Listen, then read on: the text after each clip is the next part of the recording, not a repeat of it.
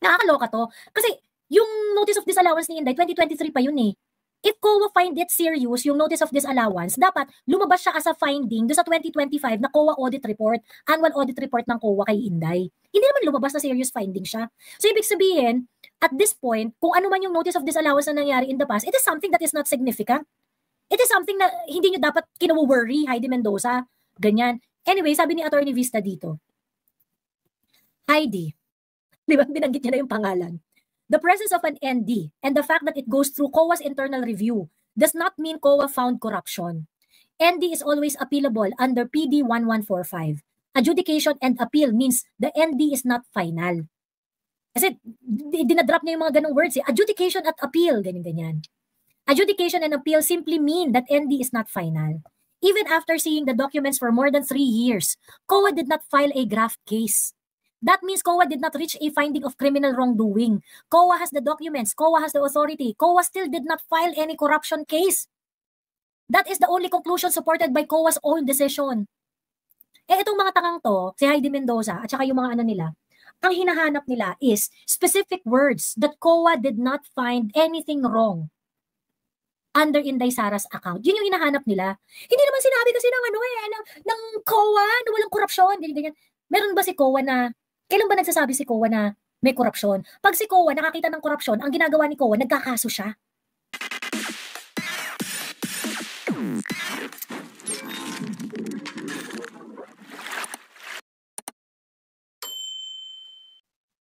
And I do not really, sa totoo lang, I do not really expect her to be super intelligent. Kasi kaya nga nag-Miss Universe yan eh.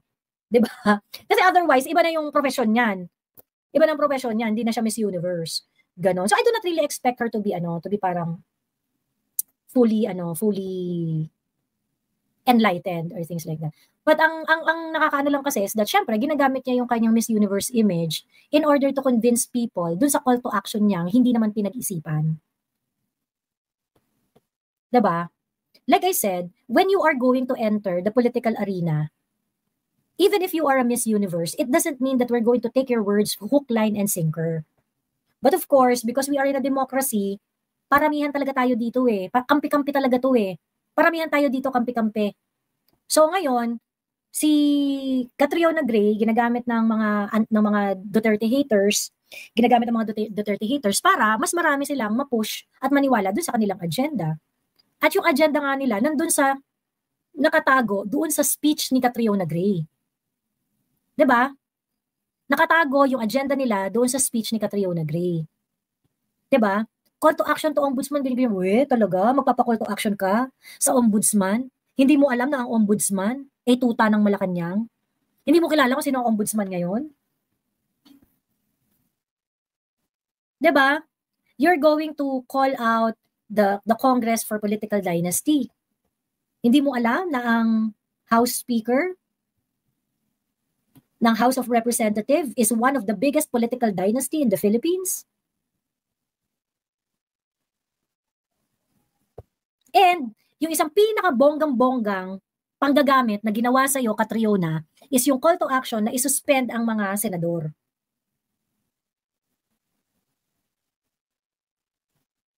Na implicated sa mga korupsyon. Well, sa akin, sige, lahat ng mga senador na implicated sa korupsyon, suspend natin, lahat. That includes Risa Ontiveros. Hindi niya ma-explain yung insertions niya hanggang ngayon, di ba?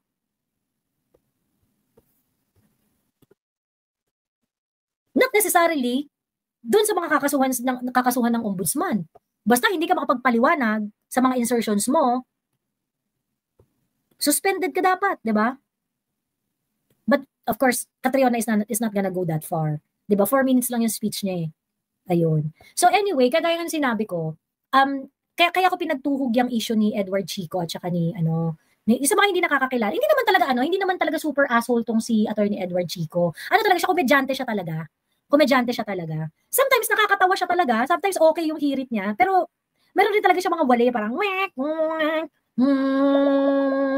ganun yung ganun yung mga jokes niya. Ganon. Pero okay na lang din, di ba? At least nakaka-entertain rin naman paminsan-minsan, di ba? Ganon. And the reason why tinuhog ko yung issue ni Catriona at saka yung issue ni Attorney Edward Chico is because ito yung kalaban natin eh. pagdating sa propaganda, ganito sila mag-operate. Ganito yung kalaban natin. 'Di ba? Ganito yung kalaban natin. Mini asshole lang yan si Ichiko, sabi ni Dudes. Ganon. Kakamping pikon, sabi ni Kuwa Rob. Huwag na pa ulit-ulit, ano? Isang comment lang. Isang comment lang, huwag na pa ulit-ulit. Huwag i-flood yung comment section. Hindi namin yan kilala yung attorney Edward Chico, sabi ni Jared C. Ganun. Anyway, ano lang, funny naman siya minsan. Funny naman talaga siya minsan. Ganyan. Tapos nagsa-stand-up comedy siya, paminsan-minsan. Tapos yun nga, meron siyang may mga show siya. May mga show siya. Actually, I really wanted to, to watch him. Yung isa niyang show sa podium. Parang meron siyang isang event stand-up event sa may podium. I really wanted to watch it. Kasi naisip ko parang, political comedy. Gusto ko yan. Parang, gusto ko manood ng mga stand-up na ganyan, ganun. So, expecting na, kasi very, very tricky yan ang political comedy. You have to be truly, truly knowledgeable para maging truly, truly funny talaga yung mga joke mo, ganun. Otherwise, magiging parang troll level lang sa comment section yung banatan, ganyan. So anyway, yun na nga yung nangyari. Nag-joke si Attorney Chico against DDS. Sabi niya kay Malutikia. Ano yun? Sige na nga, i-share ko na nga. I-share na nga natin. Ito. Ito pala si Miss Malu Tikia. Ma'am, where are you at? Si Miss Malu. Ayan, si Miss Malu. Oo. Nakakatuwa si Miss Malu. Kasi DDS yan Nag-guess ko yan sa TV. Tinanong ko siya, ma'am, DDS ka ba? Hindi naman ako talaga ganun. Ma'am, DDS ka. Tigil-tigilan mo yan. Dapat mga matuwa ka, DDS ka, kasi for the very first time, may DDS na matalino. Ang hirap kausap ng mga DDS Pero masarap mag-joke sa mga fans ni Duterte. Alam mo kung bakit? Kasi hindi sila napipikon. O baka hindi rin nila gets. Dito pala. Ngayon, masabi niya, baka hindi napipikon, baka hindi lang nila gets. Ganyan. Ayun. Sa totoo lang, tawag dito, naintindihan ko yung gusto niya mangyari Yung parang gusto niya to take a swipe on the DDS, ganyan. Pero parang tingin ko talaga, hindi, kasi parang, DDS ka ma'am, tigil-tigilan mo yan. Yung parang, bakit titigil-tigilan ng pagka-DDS? Diba? Bakit titigilan ng diba? Parang, bakit titigilan ng pagka-DDS? Ganyan. And it reminds me dun sa conversation ko kagabi sa TikTok. Yung sabi ganun, dapat kasi pag pinag-uusapan natin yung corruption lang. Dapat, wala nang DDS, wala nang pink, wala nang ganyan. Naintindihan ko naman yung mga tao, no? We can talk about corruption. Okay? We can talk about corruption as a DDS. Okay? And you do not have to mind kung kunwari Duterte supporter. You don't have to mind na Duterte supporter ako whatsoever. When I talk about corruption, hindi makinig ka dun sa corruption part ng pinag-uusapan na sinasabi ko, di ba? Mga ganon. Ang point ko is that, bakit kasi, yung mga kagaya ni Attorney Chico, why do you make it as if kailangan namin isang tabi yung aming pagka-DDS, yung aming political, yung politics that we identify with. Bakit kailangan namin isang tabi para ma-feel good kayo? 'Di ba? Bakit namin kailangan isang tabi para, and why do you normalize it? 'Di ba? Why do you normalize it na gano'n? Na parang, DDS kami. Ano ngayon kung kunwari Duterte aligned yung politics namin? Anong issue? Anong issue exactly? 'Di ba? Nagiging issue lang naman 'yan kasi nga hindi kayo nananalo. Gusto niyo maubos kami. Yun yung gusto niyo mangyari, 'di ba? Ayun, sabi ni Duterte, Jamie Domingo. Pwedeng proof? Akyat ka naman, Jamie Domingo. Total ayaw mong tumigil Akyat ka. Akyat ka, paulit-ulit ka, tapos lagi rin kita nakikita sa comment section, paulit-ulit ka. Either yan yung gamit mo, yung page mo na yan, or yung personal account mo na Jaime Domingo. Bilis, akyat ka, ayan yung link. Ayaw mong tumigil. Ayun, tapos diba ikaw rin yung sabi, hindi mako-call out ni Amy Marcos ang kapatid niya. Ganyan, kinall out na ni Amy Marcos. Ayaw mo pa rin tumigil. Kabilis Jaime Domingo, akyat. Nakaakyat ka naman dati. Ba't di ka makaakyat ngayon?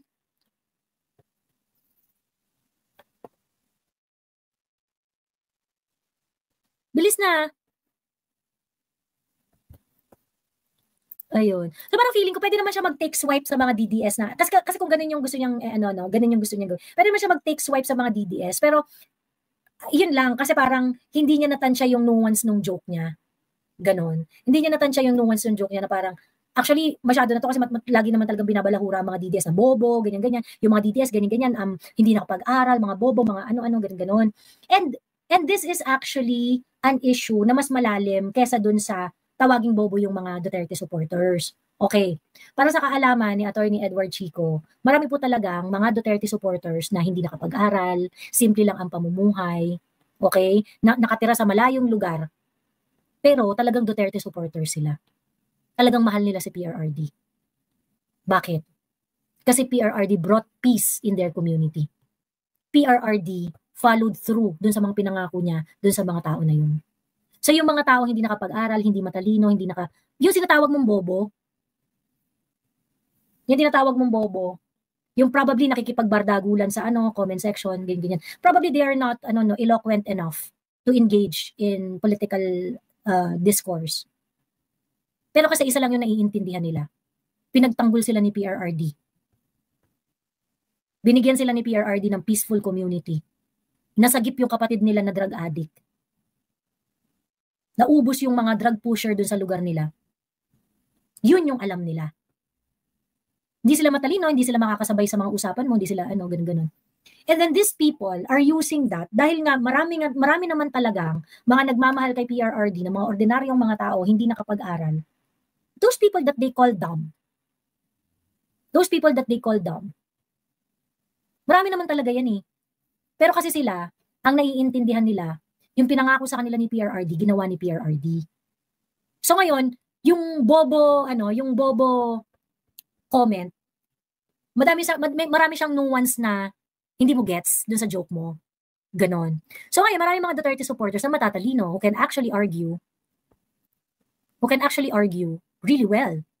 You haven't found them? Talaga ba? Hindi mo sila narinig? Hindi mo sila nakausap? I believe yung former boss mo nga dati sa Presidential Communications Office is a DTS. Diba? So,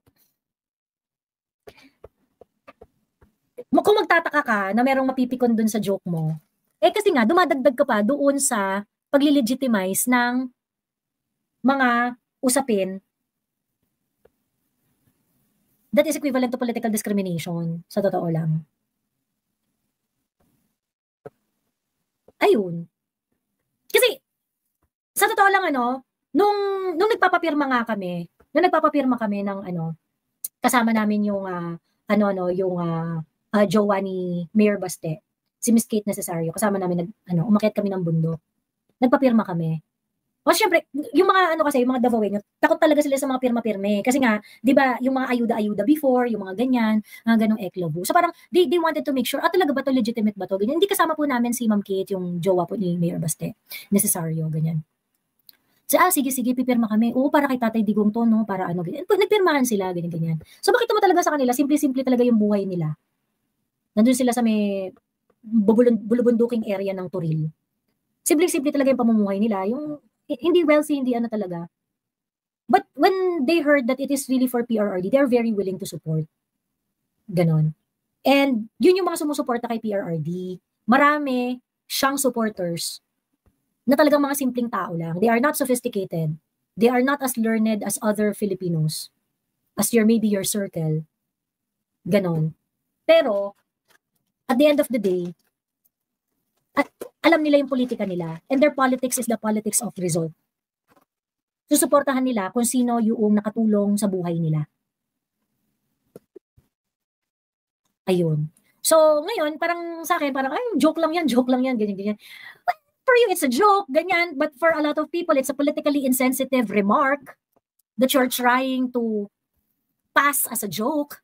Ganyan. And in effect, legitimizing yung mga ganyang klaseng condescension sa mga Duterte supporters. Ganon. And just like Catriona, di ba the way Catriona presented herself? Now that I'm talking about corruption, it becomes legitimate because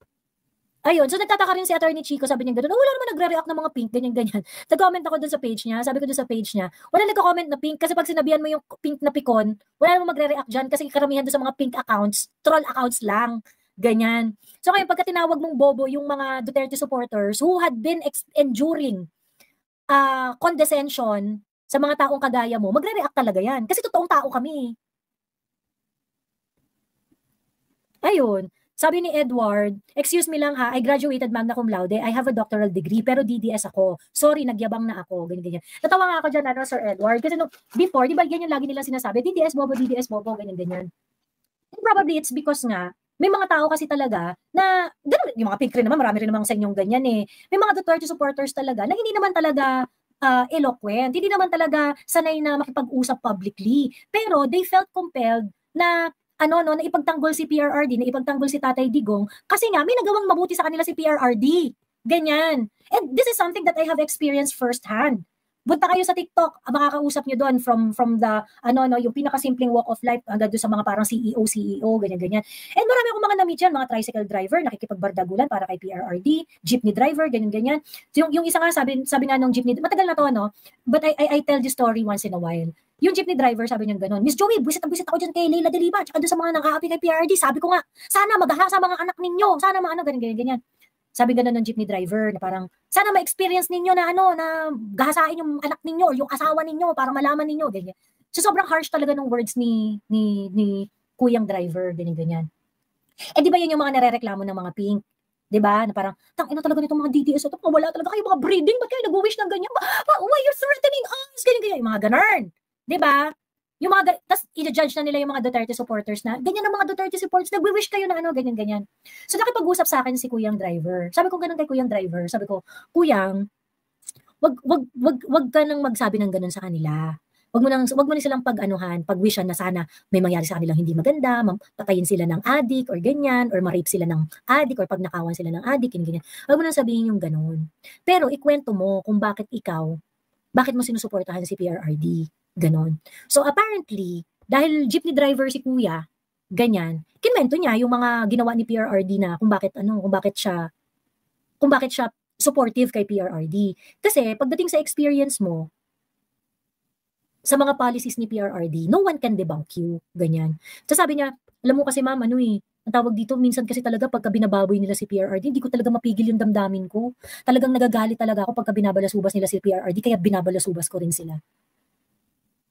Pero itong mga ganitong klaseng tao, yung mga simpleng tao na galit na yung, "Ina nyo, ganyan-ganyan, sana ma-rape kayo ng adik," ganyan-ganyan. Yung mga galit sa kanila, at yung mga tinatawag silang bobo, did they ever ask these people, bakit ba kasi ang tindi ng suporta mo kay PRRD? I don't think they ever ask yung mga simpleng kababayan natin who are all out. And sometimes they are saying words that are very, yung parang talagang, talaga, grabe yung outburst, ganyan-ganyan. Pero did they ever ask these people, bakit nyo sinusuportahan si PRRD? And the answer is no. Diretso lang sila dun sa bobo.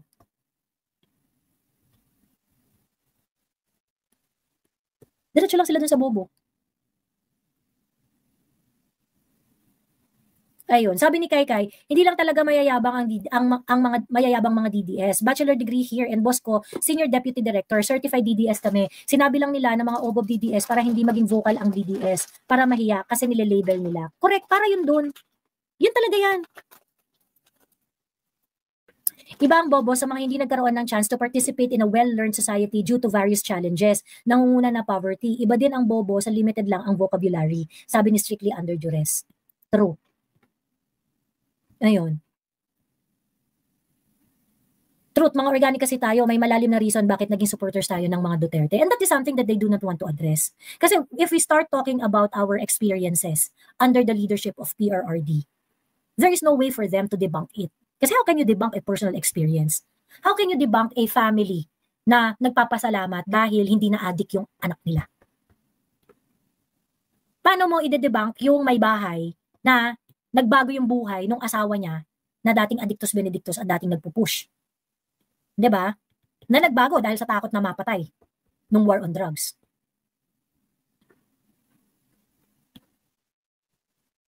So yun yun. So anyway, so parang sa akin naman, parang yan kasi yung problema. Kapag kasi nandun kayo sa, ay hindi, ano kami, neutral kami, ay hindi, wala akong kinakampihan, ganyan.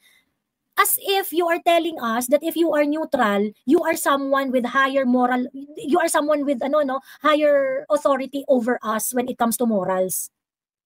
As if pag kayo, hindi kayo Duterte supporter, hindi kayo maka-pink, hindi kayo maka-yellow, hindi kayo maka-Marcos, ganyan. Yung wala lang. Gusto niyo lang tumawa, ganyan. It is as if matataas yung ninyo, mas mataas yung mga moralidad ninyo kaysa sa amin. Neutral kayo kasi hindi nyo pa inaaral yung politics ninyo. Neutral kayo kasi hindi pa kayo naninindigan. Yun. You do not want to make a stand doon sa ginawa kay PRRD kasi natatakot kang malabel ka na Duterte supporter. But ano ba yung ginawa nila kay PRRD? Tama ba yun? Mali. 'Di ba? Ngayon, kahit yung mga tao na mga abogado na alam ninyo na mali yung ginawa kay PRRD, dahil ayaw yung malabel na Duterte supporter kayo, kasi nga, nakakabit dyan, bobo, 'di ba? At kayo din ay nagpe-perpetuate ng mga storya na pag DDS, bobo. Kahit abogado kayo at alam ninyo na mali ang ginawa kay PRRD, you do not want to make a stand.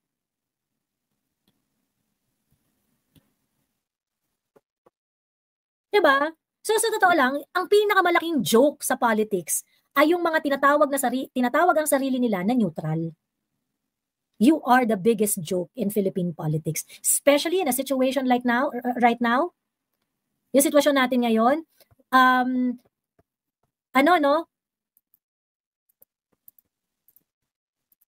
share ko lang yung sitwasyon natin ngayon na ayan. Philippines factory activity falls to lowest level in over 4 years in November. Philippine Manufacturing Purchasing Managers Index slumped to 47.4 in November, a reversal of the 50.1 in October. Strongest deterioration in operating conditions across the Filipino manufacturing sector since August 2021.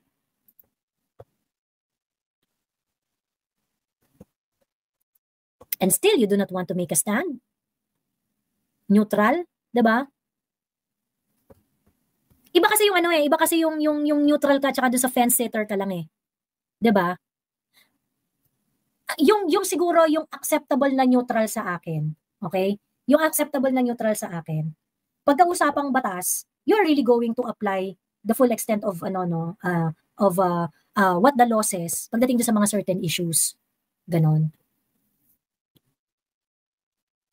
Siguro ganon. Na you're not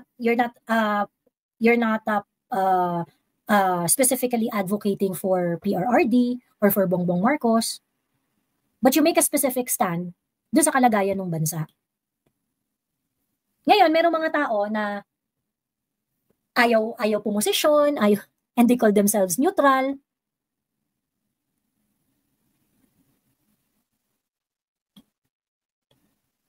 Hindi ko naman parang wala namang desirable doon. Wala namang desirable doon sa tao na fence sitter. Nakikita mo na yung injustice sa harap mo, ayaw mo pang maggawa ng ayaw mo pang mag-take ng possession.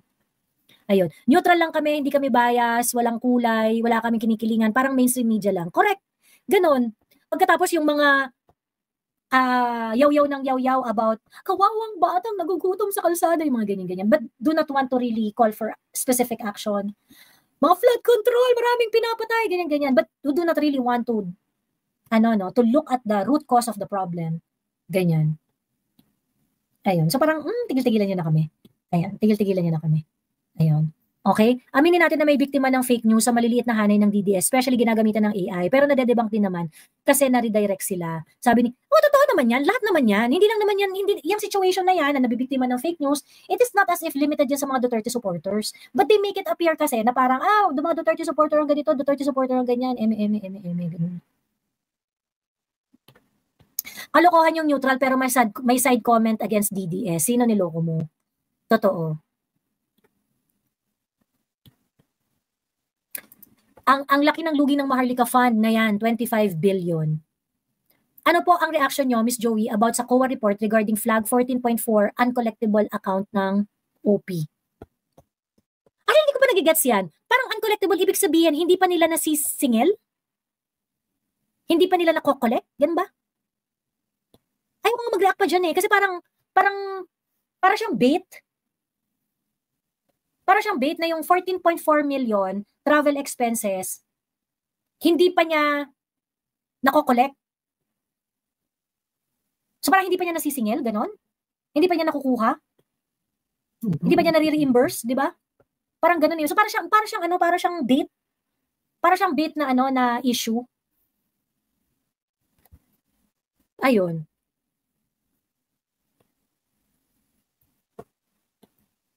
That's the term that one of the Pinoys in our parish use. Neutral lang kami sa politics, kaya hindi sila interesado mag-sign sa signature campaign. He said that I should contact the DDS Davaoenos. Yun yung nakakatawa, kasi itong mga to, yung nangyari kay PRRD is not just about politics. If they can send a Filipino or a political enemy, okay, a political rival, if they send a political rival out of the country nang walang due process, they can also do it to you. So probably, pag meron silang kailangan sa'yo, kailangan nila lupa mo, kailangan nila ng something sa negosyo mo, huwag kang mag-alala, di rin sila mag-a-apply ng due process sa inyo. Tingnan natin kung ma-exercise mo if your neutrality will do you a favor pagdating sa ganyan, di ba? So yun, yung mga neutral, dapat nga yung mga ganyang neutral, dapat yan ang sinishame eh. Dapat sila yung sinishame.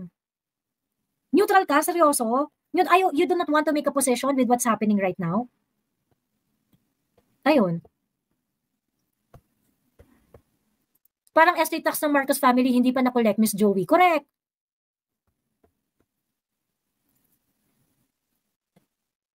Ano tayo pang may utang sa OP? Parang ganun nga eh. Parang ganun. So kung ibig sabihin parang nagbayad na ginastos nila, yung mga travel expenses nila na ginastos nila, tapos hindi pa sila bayad. Ganun yung intindi ko ha. Ay, hindi ko masyadong pinapansin yan eh, kasi parang bait. I'm not so sure ako nalilito lang ko doon sa mga terminologies. There's someone doing it right now with Kiko Barsaga. They're just doing whatever they want. Correct. Pikon na pikon sila kay Kiko Barsaga dahil ayaw tumigil kakadakdak, sinuspend nila. Miss Joey, yung Canorians ayaw tigilan ng SIG campaign. Nag-comment ako sa interview nila si Attorney Delgra. Sabi nila, wala naman daw nakalagay na siya legal counsel. Wala. Kasi hindi naman siya petition. Ba't naman kailangan magkaroon ng legal counsel? Interviewin nila kasi pumirma si Attorney Delgra eh. Nag-supportive siya sa sinusuportahan niya signature campaign. Interviewin nila. Ayun.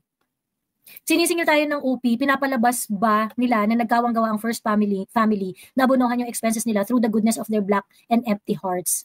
Di ba? Ganun yung dating eh. Ganun yung dating na parang, meron kayong expenses na hindi nyo pa napapa-reimburse, ganun. So, mga agency ata na sumama sa mga... Oo.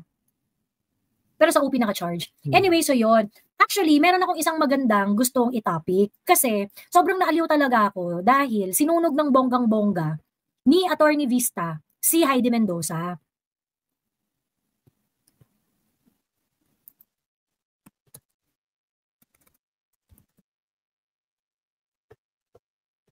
Ayan. I-follow nyo to guys. I-follow nyo si Attorney Vista. Nakakaloka siya. Ayan. Sobra siyang nakakaloka.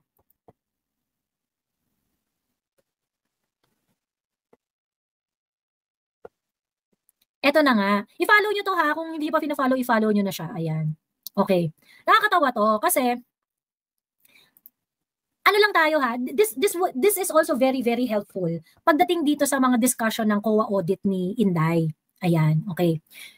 Kasi, di ba, ang ginagamit ng mga pinks, itong mga hanash ni Heidi Mendoza, na, by the way, I am really going to campaign to everyone in the world. Kasi hindi raw ako kilala ni Heidi eh. Sabi ko, huwag mag-alala, hindi mo ako kailangan makilala. Sabi ko ganun, ako lang naman ang maninigurado na hindi ka mananalo sa kahit anong eleksyon, Heidi Mendoza. Ganyan. Kasi pag ambisyosa ka, Heidi Mendoza, dapat matalino ka.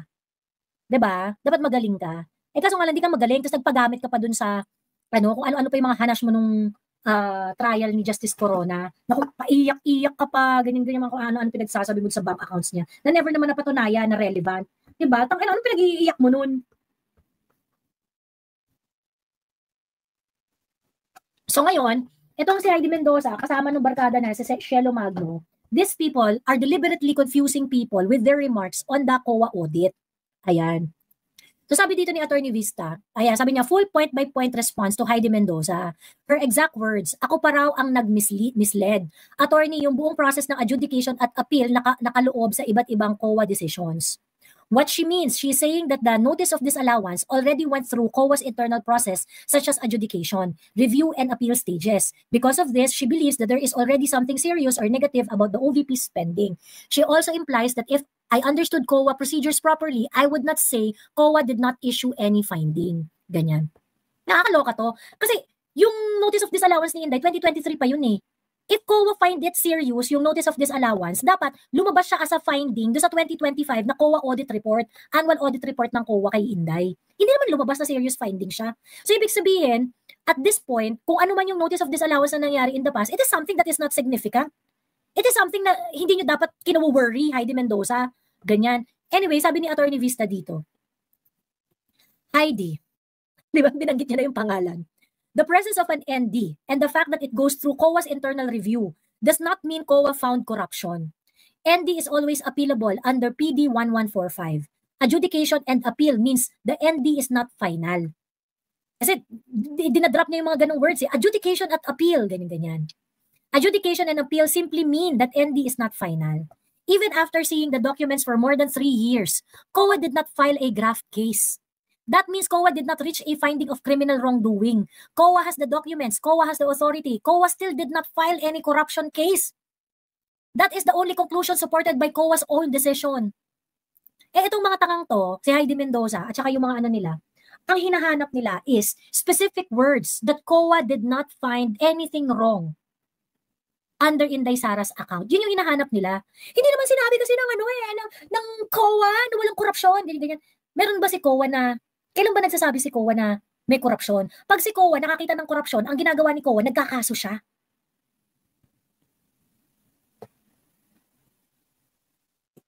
Ganun po yun.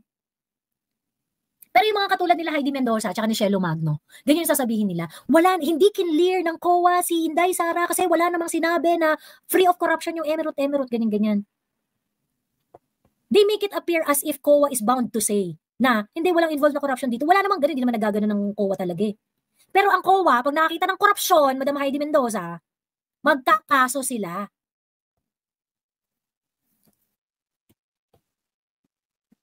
Ayun. Okay. Anyway, sunod na hirit ni Heidi Mendoza at ganito rin ang hinihirit ng mga minions nito.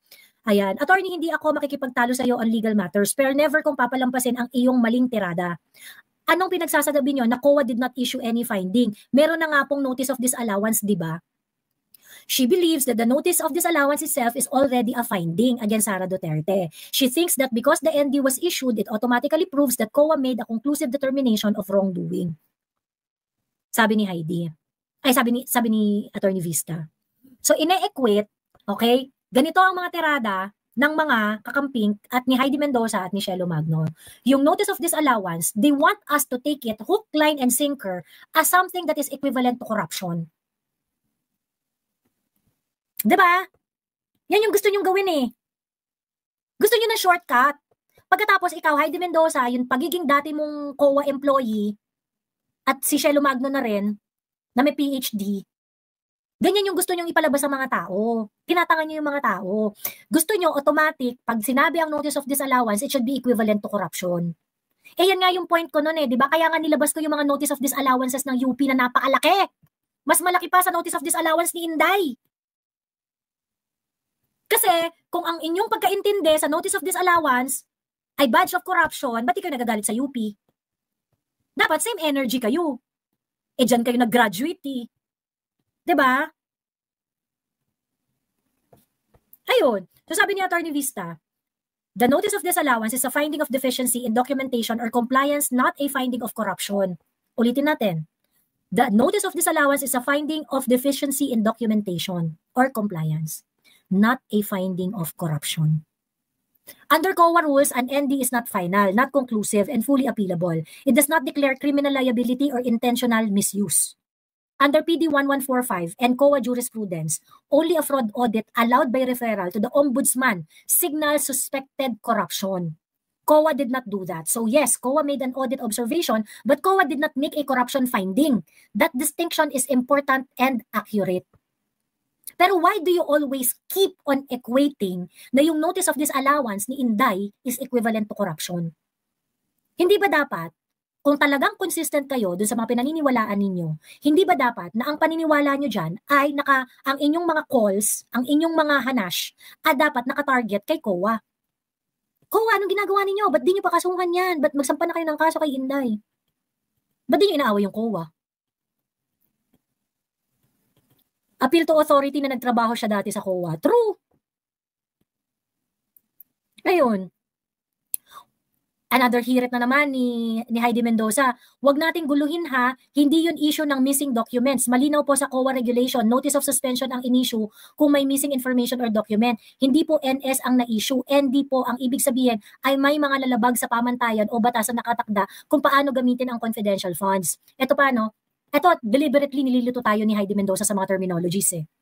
Kaya grateful ako sa mga kagaya ni Attorney Vista who are very, very patient na i-explain talaga point by point yung mga ganitong bagay. Guys, kung hindi nyo pa fina-follow si Attorney Vista, i-follow nyo na. I-follow nyo na siya. Ayan. So ngayon, nililito tayo ni Heidi Mendoza between the notice of suspension and the notice of disallowance.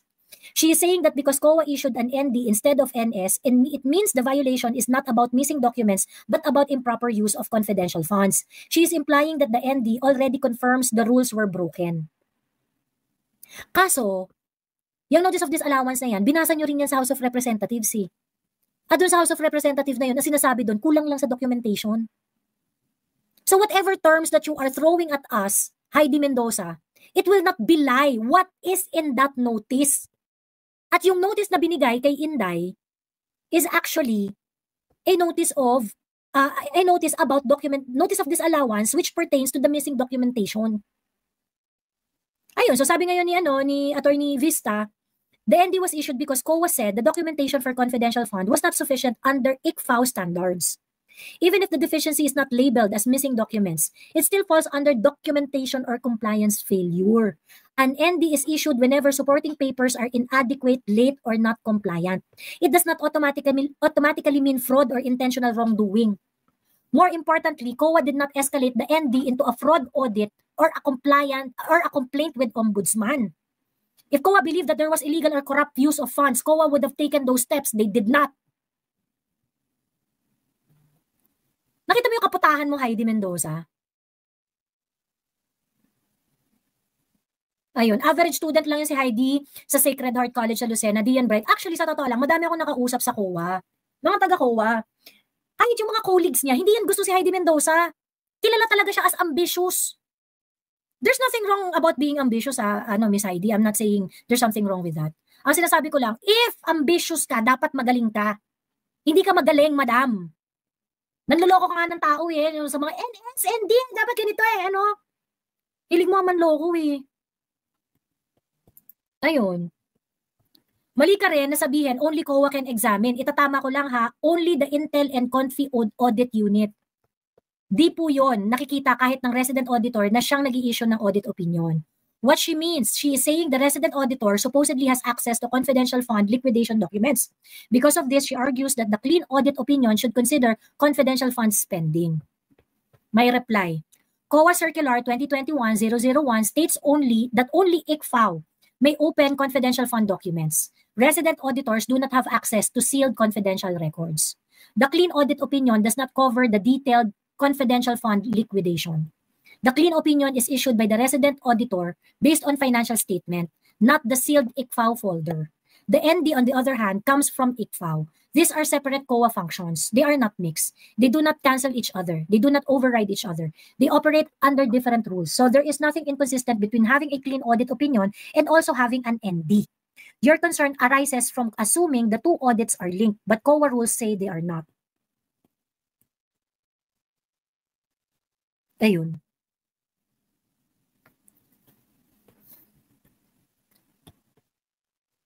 Another, ergo, kung hindi nakikita ng resident auditor yung liquidation docs ng Confi and Intel, paano natin ipapasok yung audit opinion at i-relate yung clean opinion na nagpawalang bisa sa notice of disallowance? What she means, she believes that because the resident auditor cannot see confidential fund documents, the clean audit opinion has no value and cannot be used in any discussion. Ang nire-refer nila dito, I think, is yung annual audit report na nagsasabi na clean yung financial statements ni Inday, and then yung notice of disallowance that is issued by ICFAO.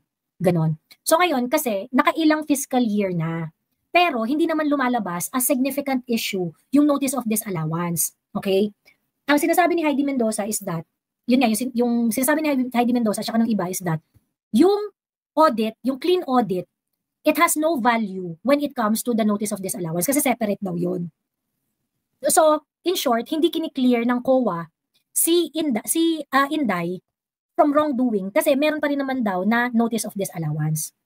Ang problem nga is, yung notice of disallowance, hindi nga siya nag-ripen into a complaint, it did not ripen into a complaint to the ombudsman or a fraud audit. Kasi had it ripened to such, maapektuhan rin nun yung clean audit mo eh. Hindi ba? Hindi ba yun isasama? I mean, legitimate question yan ha. Hindi ba yun isasama dun sa general review ng Office of the Vice President? Kasi ako, sa totoo lang, while I understand na separate yung annual audit report at saka yung sa ICFAO na function ng COA, I think, kapag kunwari, meron talagang super questionable na lumabas dun sa ICFAO, hindi ba yun sasama dapat dun sa general observations ng COA kay Office of the Vice President? Lalabas at lalabas yun eh. Kasi ganun rin yung itsura ng mga audit ng ibang agencies eh. Ayan. Anyway, she believes that because the resident auditor cannot see the confidential funds, clean audit has no value. Ayan. Sabi ni Attorney Vista, the clean audit opinion and the ND cover different scopes. The clean opinion covers financial statement. The ND covers specific transaction. They are not meant to cancel or override each other. No one ever said the clean audit erases the ND. The clean audit simply shows that the agency overall financial statements were fairly presented. Not every component passed IFCAO requirements. So your question is based on misunderstanding. COA itself separates these audits. Only by mixing them together, you do create a contradiction, one that COA own rules do not recognize. Okay. I think mas malinaw na. Yung clean audit ng Office of the Vice President, even if it is separate, it gives some clarity on the financial statement of the OVP. Clean, 'di ba? Ngayon, yung sa confidential fund ni Inday, which is IFCAO naman talaga ang mag-govern at meron silang sariling rules on how to audit it. Meron siyang notice of disallowance. Be that as it may, yung notice of disallowance na yon, it did not ripen into a fraud audit. It did not ripen into a complaint to the ombudsman. So what does that mean? Ibig sabihin, kung ano man ang ini-issue dito ni Heidi Mendoza, hindi yun nag-e-exist. Kasi hindi naman dumating si COA, whether doon sa clean audit or dito sa IFCAO, hindi siya dumating doon sa point na kailangan niyang i-flag ng bonggang-bongga si Inday Sara tungkol sa korupsyon. Diba? Ano po ang sinasabi na no COA decision naming her personally? Sa kanya po nakatukoy yung ND. Ano po ang sinasabi ng batas? Ang ND kailangang i-refund, i-restitute. Hindi po yung sinasabi mong ipadala sa ombudsman. Fraud audit po ang ganon. Wala pong papel ang ombudsman sa ND. Iba ang role at kapangyarihan ng COA sa ombudsman. What she means, she is saying that ND is already personally issued to Sara Duterte so that it is already a COA finding against her. She also argues that the ombudsman has nothing to do with the ND and that only refund is required. Ang refund ino-order din yan eh. Hindi yan ina-assume. Grabe talaga to si Heidi Mendoza. The notice of disallowance naming the head of agency is standard under COA rules. It does not declare the person corrupt. It simply identifies the accountable officer for purposes of administrative review. Refund requirement does not remove or negate possible criminal liability. And when COA discovers fraud, COA must refer the case to the ombudsman because only the ombudsman has criminal jurisdiction. The issue here is simple. After reviewing all the documents, including the sealed IFCAO folder, COA did not make any fraud referral or did not file any graft case. That means COA did not find fraud. You cannot expand the meaning of ND beyond what COA itself concluded. Ayan. Bongga yung closing remarks dito ni Attorney Vista. Sabi niya, if COA, the only agency that saw the sealed IFCAO files, believed corruption occurred, then where is the graft case? This is the one question that ends all debate.